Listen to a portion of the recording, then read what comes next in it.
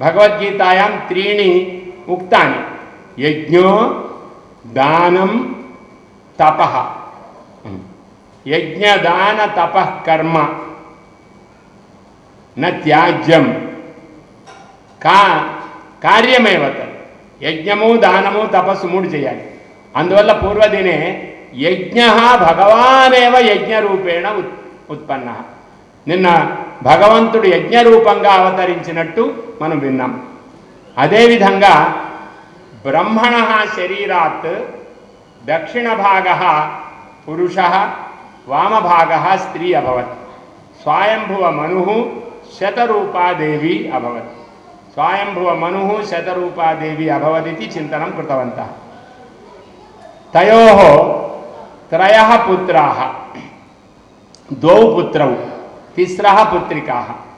ఉత్తానపాదः ప్రియవ్రతः इति స్వయంభువ మనోః పుత్రౌ. జ్ఞాతం వా?